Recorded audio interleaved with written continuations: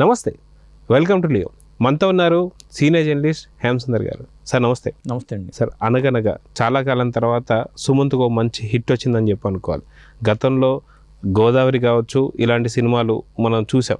కానీ ఈ మధ్యకాలంలో ఎక్కడ కూడా సుమంత్ కనిపించినటువంటి ఒక సిచ్యువేషన్. కానీ ఇంతకాలం తర్వాత వచ్చినటువంటి ఈ సినిమా మౌత్ పబ్లిసిటీ ద్వారానే తనకు ఒక పేరు వస్తుంది, కానీ ఎక్కడ ప్రమోషన్స్ కూడా పెద్దగా చేసినట్టుగా తెలియదు.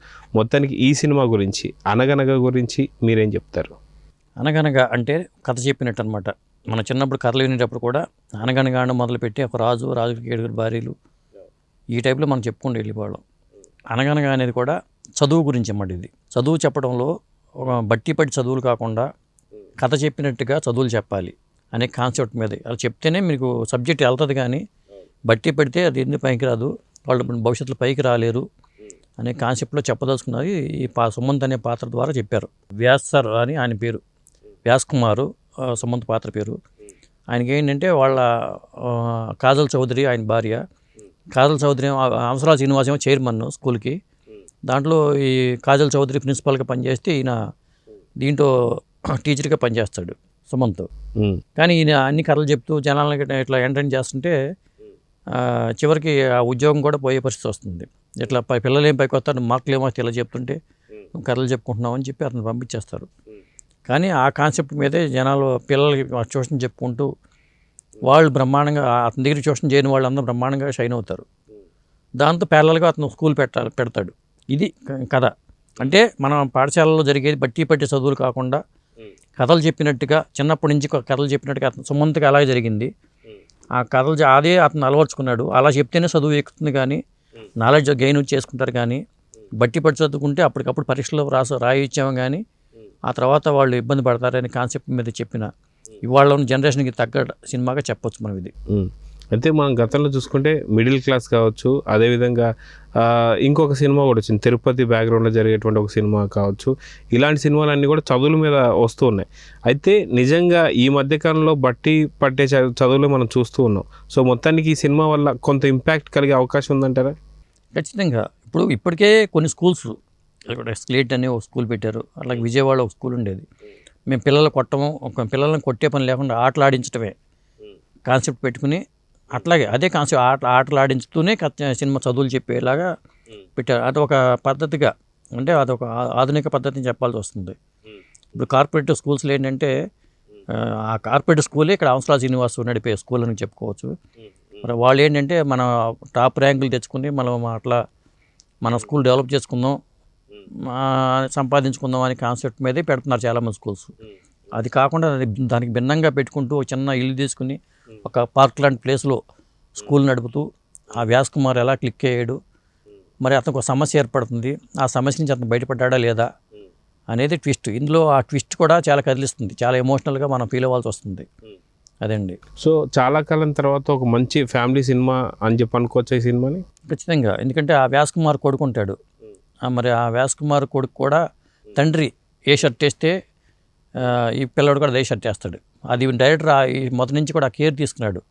అంటే తండ్రి అడుగు జాడల్లో కుర్రవాడు నడుస్తున్నాడు అని చెప్పడం కోసం కూడా తండ్రి కొడుకులు ఇద్దరికి ఒకే షర్ట్లు ఉంటాయి సినిమా మొదటి నుంచి చివరి వరకు కూడా.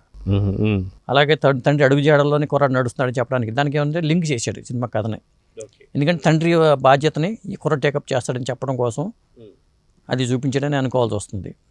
అలాగే మరి అతన్ని దుయ్యబట్టిన భార్య కూడా, భార్యాభర్తలు అన్యోన్యంగా ఉంటారు, కానీ స్కూల్లో ఇతను పద్ధతి ఆయన ఓనర్కి నచ్చపోవడంతో భార్యతో విభేదించే పరిస్థితి వస్తుంది. అయినా సరే అతను ఎక్కడ అంటే ఒక పాజిటివ్ నేచర్ పాత్ర, సుమంత్ పోషించిన పాత్ర కూడా చాలా పాజిటివ్ మైండెడ్ పర్సన్ అతను.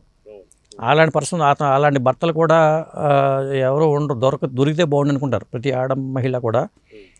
ఇలాంటి భర్త నాకు ఉంటే బాగుండు అనుకునే పాత్ర అది. ఎందుకంటే చిన్న చిన్న లోపాలు ఆవిడలో ఉంటాయి, కానీ ఏ లోపము లేని వ్యక్తిగా చెప్పాలంటే పరిపూర్ణ మానవుడుగా సుమంత్ కనిపిస్తాడు ఈ పాత్ర. 100% ఆ పాత్రకి అతను న్యాయం చేసేటని చెప్పాల్సి వస్తుంది. అయితే ఈ మధ్య కాలంలో ప్రతి సినిమాకి కూడా లీడ్ ఇచ్చేస్తున్నారు, ఏది పార్ట్ 2కి సీక్వెల్ రాబోతుంది అది. సో ఈ సినిమాకి కూడా సీక్వెల్స్ అట్లా ఉండబోతున్నాయా లేదంటే ఏం చెప్తారు? ఈ సినిమాకి సీక్వెల్ ఉండే అవకాశం లేదు. ఎందుకంటే దీన్ని లీడ్ ఇచ్చే ఇది కూడా కాదు.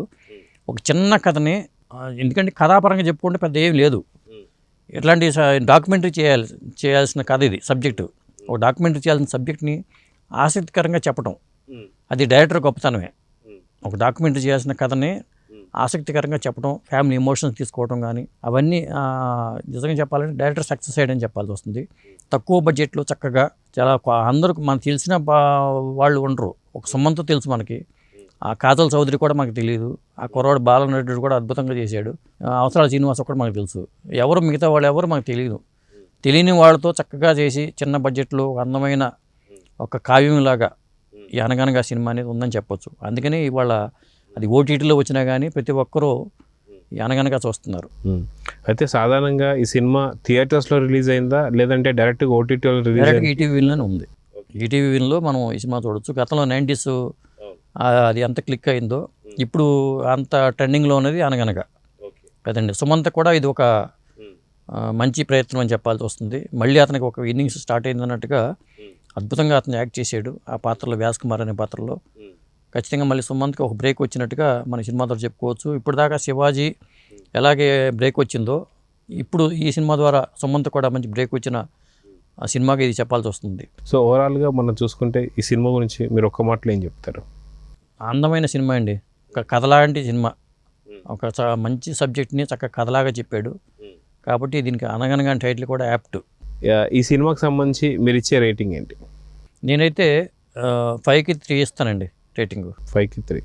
ఓకే. సో చూద్దాం సార్, మొత్తానికి ఈటీవీ విన్లో ఉండే ఈ సినిమా ఫ్యామిలీ అంతా కలిసి చూడొచ్చు. సో ఈ సినిమాని ప్రతి ఒక్కరు చూసి ఆదరించాలని కోరుకున్నాం. నమస్తే. నమస్తే.